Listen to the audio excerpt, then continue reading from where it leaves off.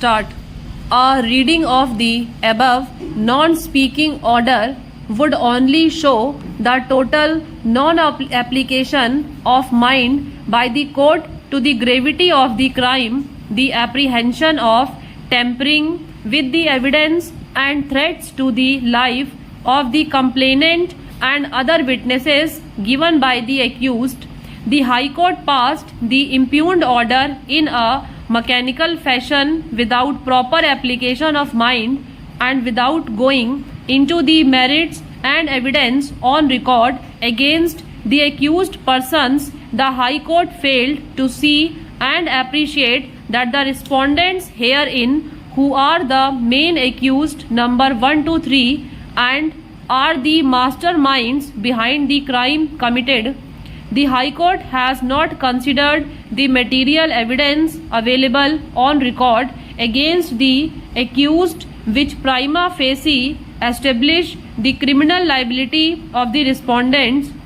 The High Court also failed to see that the learned sessions judge, after taking into consideration the seriousness and the gravity of the crime, convicted the accused for the time the crime. This apart,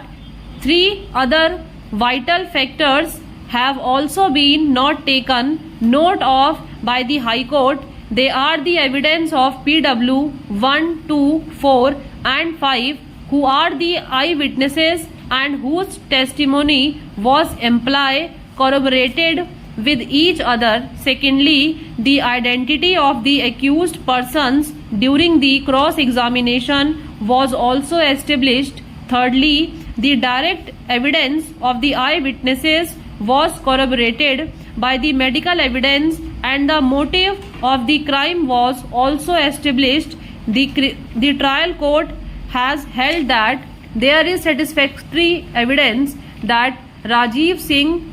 instigated to commit the murder, and at that point of time and in pursuance of that common intention of the accused, they filed at the accused persons. The High Court also has not taken into account the several complaints and information reports before the trial and to the police authorities stating that the accused have killed his 2 sons out of 6. The 3 accused were arrested and remanded to jail, and other accused are absconding and evading their arrest, and that one of the accused, Rajiv Singh, who is on bail, has confirmed the group of criminals and comes to the house of the appellant and gives threatening to the eyewitnesses of the said order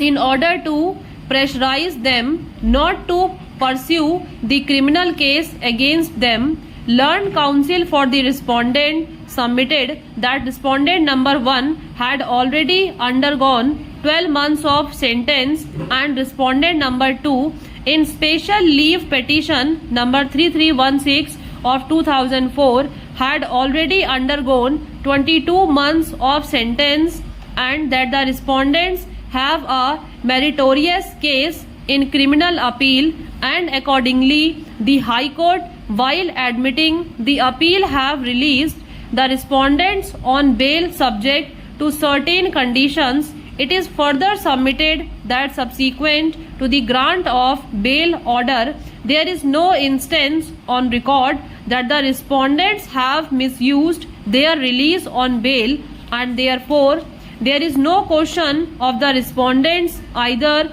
trying to interfere with the course of justice or the attempt to tamper with the evidence.